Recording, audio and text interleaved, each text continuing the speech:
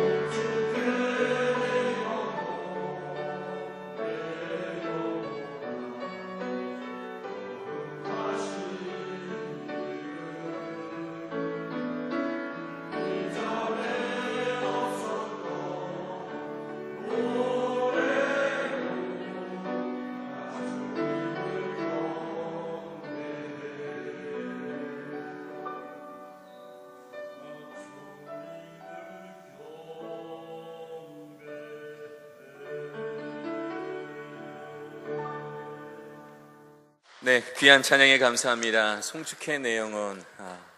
우리 정말 이 새벽에 하나님께 나아가는 우리들의 마음을 잘 담아주신 그런 찬양인 것 같습니다. 오늘 이 시간에 같이 은혜 받으실 말씀은 베드로전서 2장 9절에 있는 말씀입니다. 베드로전서 2장 9절. 우리 짧은 한 구절입니다. 말씀 한 마음으로 큰 목소리로 함께 봉독하도록 하겠습니다.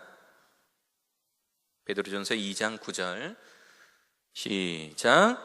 그러나 너희는 택하신 족속이요 왕같은 제사장들이요 거룩한 나라요 그의 소유가 된 백성이니 이는 너희를 어두운 데서 불러내어 그의 기이한 빛에 들어가게 하시니에 아름다운 덕을 선포하게 하려 하심이라. 아멘. 현재 우리는 1517년 독일의 마틴 루터가 자신이 속한 썩은 종교 로마 카톨릭의 교리를 비판하며 솔라 피데, 구원은 오직 믿음으로부터 나오며 솔라 그라티아, 용서는 오직 하나님의 은혜로만 가능하고 솔라 스크립투라, 교리는 오직 성경으로만 설명되어질 수 있다라고 선포한 종교개혁을 기념하는 특별 새벽 예배를 드리고 있습니다. 어제 말씀 준비하다가 문득 그런 생각이 드는 거예요. 이 종교개혁이라고 하는 이 엄청난 이 무게감이 혹시 오늘 예배를 참석하신 분들 중에 나 혼자만, 저 혼자만 이 가슴에 벅차서 이렇게 저는 이 종교개혁에 대한 그 의미를 깨닫고 막 마음에 벅차서 말씀을 전하는데, 우리 학생들이나 우리 성도님들, 이 시간에 참여하신 분들이 혹시 종교개혁의 참 의미를 모르고 이 예배에 참석한다면 정말 참 불행하겠구나라는 그런 생각이 많이 들었습니다. 우리 학생들에게는 내일 모레 주일 예배를 통해서 종교개혁에 대한 좀 세밀한 이야기를 한번 나눠볼 텐데요. 우리 선생님들께서는 제가 요즘에 보고 굉장히 은혜 받은 그 다큐멘터리가 있습니다. 루터 로드라고 하는 내용입니다. 루터 로드라고, 제목이 루터 로드인데요. 유튜브에 치시면 무료로 공개가 되어 있습니다. CBS에서 아주 잘 만든 그런 다큐멘터리입니다. 제가 오늘 인용할 여러 개의 그림들도 다 그 루터 로드에서 발췌한 그림들이 많으니까요. 보시고 참고해 주시면 참 좋을 것 같습니다. 자, 1517년 마틴 루터가 종교개혁이라는 것을 일으켰습니다. 이로써 권력과 재물에 눈이 먼 로마 카톨릭으로부터 온전히 하나님을 제대로 믿고자 하는 움직임, 소위 프로테스탄트 개신교가 드디어 탄생하게 된 것입니다. 마틴 루터가 살아서 설교한 이 설교가 총 약 한 3,000편 정도 된다라고 합니다. 근데 그 중에 2,000편을 설교한 비텐베르크 시교회, 그러니까 정확하게 말하면 비텐베르크에서 시에서 운영하는 교회예요. 우리 학교도 교회와 학교가 물론 이제 행정적으로는 구분이 되어 있지만 하나의 형태로 가지 않습니까? 이때 당시에 종교개혁이 일어났던 이 비텐베르크, 그때 당시엔 성당, 이 마틴 루터가 망치로 땅땅땅 두들기면서 이 95개조 반박문을 붙였던 곳은 비텐베르크 성체 성당, 지금은 성체 교회가 됐고요. 거기서 몇백 미터 바로 눈에 보이는 바로 앞에 비텐베르크 시교회라는 곳이 있습니다. 원래는 성당이었죠. 이 비텐베르크 시교회 강단에는 4개의 그림, 제단화라고 부릅니다. 그러니까 이 설교자가 있는 인도하는, 우리로 따지면 바로 이제 침례탕 앞부분에 그림을 크게 4개를 그려 놓았는데 이것을 제단화라고 합니다. 이 제단화가 그려져 있습니다. 그런데 저 4개의 제단화는 각각 세례, 성찬식, 예배, 신앙 고백에 대해서 다루고 있어요. 그런데 그 중에 오늘 이 성찬식이라는 그림, 그러니까 가운데 위에 있는 제법 큰 그림입니다. 이 성찬식이라는 그림은 매우 특이한 점이 발견이 됩니다. 첫 번째는요, 의도적으로 구도 잡기도 어려운 동그란 식탁을 선택해서 예수님과 12제자가 둥그렇게 앉아있는 모습을 그렸다라는 점입니다. 이보다 몇십 년 앞서 똑같은 주제로 그림을 그린 사람이 있었습니다. 레오나르도 디카프리오가 아니에요. 레오나르도 다빈치. 레오나르도 다빈치가 그린 최후의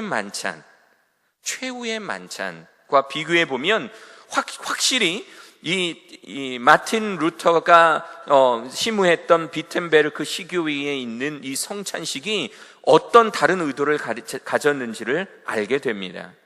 이것은 예수님 앞에서 모든 사람이 평등하다. 좌우 옆에 예수님이 가운데 있고 사람들이 서열에 따라서 앉아있는 그런 모습이 아니라 모든 사람이 동그란 식탁에 예수님 앞에서 평등하다라는 마틴 루터의 철학을 그림 속에 담아낸 것입니다. 교황이나 사제나 일반 평민들이나, 지금으로 따지면 목사나 장로님들이나 집사님들이나 모든 평신도가 하나님 앞에서 평등하다라는 그런 뜻입니다.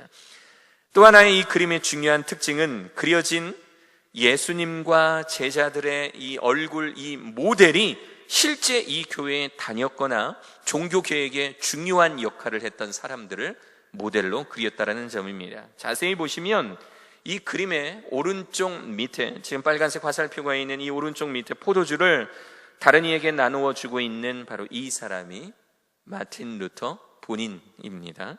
그리고 이 마틴 루터 왼쪽 옆에 지금 비슷하게 서서 이 화자, 그림 그리는 사람 또는 이 그림을 보는 사람을 쳐다보는 조금은 험상궂게 생긴 또 다른 이 사람은 바로 마틴 루터의 독일어 성경을 목숨을 걸고 인쇄했던 인쇄업자 한스 루프트라고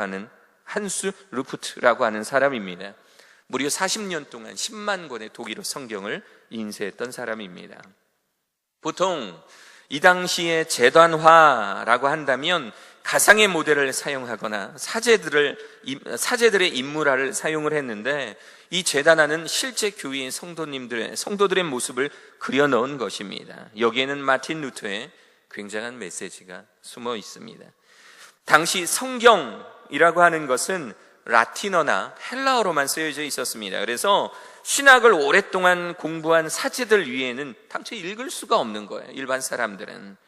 그렇기 때문에 사제들이 신학을 왜곡하여 면죄부를 팔아도 일반 성도들은 그것이 가짜 신앙이라는 것을 도무지 알지 못했던 것입니다. 더 심각한 일은 사제들이 스스로 이야기하기를 사제를 통하지 않으면 천국에 갈 수 없다. 사제 앞에서 고해성사를 하지 않으면 그러면 천국에 갈 수 없다. 사제들에게 헌금하지 않으면, 면죄부를 사지 않으면 천국에 갈 수 없다. 사제라는 직분만이 하나님이 주신 거룩한 직분이며 성도들이 갖는 일반 직업은 세속적인 직업이기에 불결한 것이다 라고 설교하고 있었던 것입니다. 그러나 오늘 우리가 읽었던 이 성경에 분명히 나와 있는 모든 일들이 하나님 앞에서 왕같은 제사장, 즉 모든 성도가 하나님을 만날 수 있는 자들임을 마틴 루터는 비로소 선포했던 것입니다. 만인 제사장설, 저 가슴 뛰는 교리가 바로 이 마틴 루터에 의해서 만들어지게 된 것입니다. 이것이 이른바 만인 제사장 이론.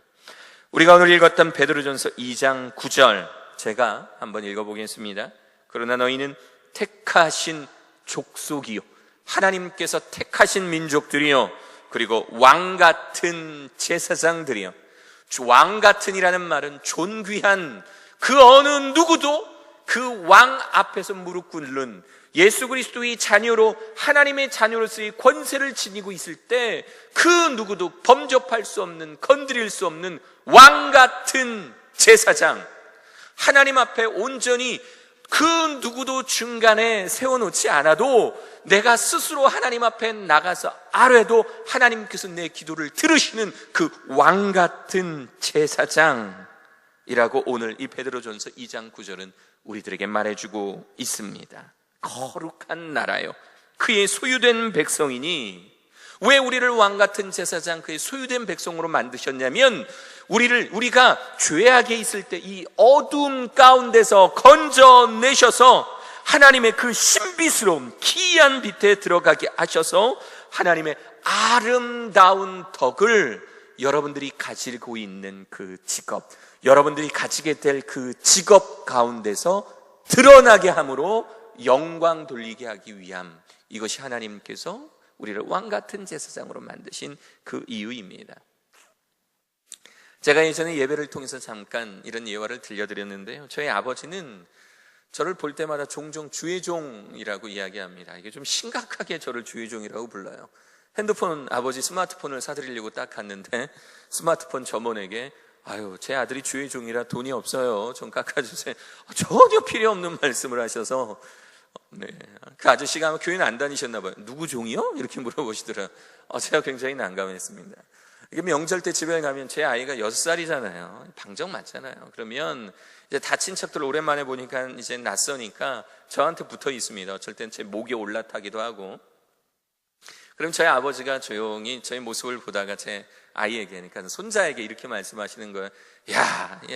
얘야, 주의 종 머리에 그렇게 올라가는 거 아니다.